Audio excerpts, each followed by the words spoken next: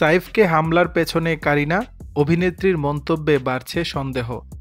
বলিউড অভিনেতা সাইফ আলী খানের উপর হামলার ঘটনা নিয়ে জলঘোলা হয়েছে বিস্তর। হামলার ঘটনার ৩ দিনের মধ্যেই অভিযুক্তকে গ্রেপ্তার করেছিল মুম্বাই পুলিশ। অভিযুক্ত শরীফুল ইসলামের আঙ্গুলের ছাপও মিলেছে। তবে বিতর্ক থামেনি এখানে।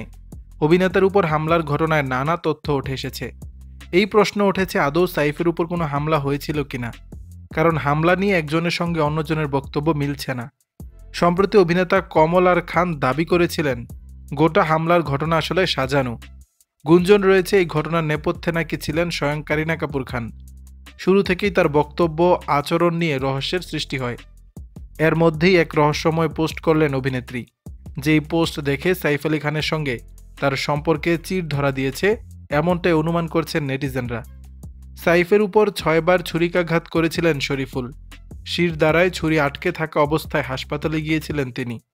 গুরুতর অস্ত্রোপচার করতে হয়, কিন্তু ৫ দিনের মাথায় হাসপাতাল থেকে যখন সাইফকে ছেড়ে দেওয়া হয়, তখন তার চেহারা দেখে চমকে ওঠেন সকলে। হাতের কবজি ও ঘাড়ের কাছে ব্যান্ডেজ ছাড়া সারা শরীরে ক্ষতের চিহ্ন মাত্র নেই। পরিষ্কার করে কামানো দাড়ি, ঝকঝকে চেহারা, চোখে মুখে ঔজ্জ্বল্য দেখে সন্দেহ দানা বাঁধে অনেকের মনে। তাহলে কি তেমন কিছুই হয়নি? সেই প্রশ্নের পরই এবার কারিনা তার রহস্যময় পোস্টে লিখেছেন, বিয়ে, বিচ্ছেদ, ভয়, শিশুর জন্ম, প্রিয়জনের মৃত্যু, সন্তান পালন করার মতো বিষয় আপনি কখনোই বুঝবেন না। যতক্ষণ না আপনার সঙ্গে ওগুলো হচ্ছে আপনি বুঝবেন না।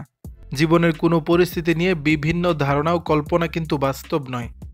আপনি হয়তো ভাবেন অন্যদের চেয়ে আপনি বেশি চালাক, তারপরে আপনার পালা এলে আপনারও মাটিতে পা পড়বে।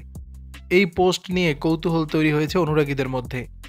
অভিনেতা তথা স্বঘোষিত চিত্র সমালোচক কমলার খান বলেছিলেন, সাইফকে ৬ বার ছুরি দিয়ে কোপানো হলো, আর হামলাকারীকে একটা আঁচড় পর্যন্ত দেননি সাইফ। যাকে গ্রেপ্তার করা হয়েছে তার সঙ্গে সিসিটিভি ফুটেজ ধরা পড়া ব্যক্তির মুখের কোনো মিল নেই।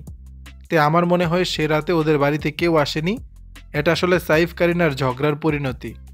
দর্শক, বিষয়টি নিয়ে আপনাদের মতামত জানাবেন নিচের কমেন্ট বক্সে।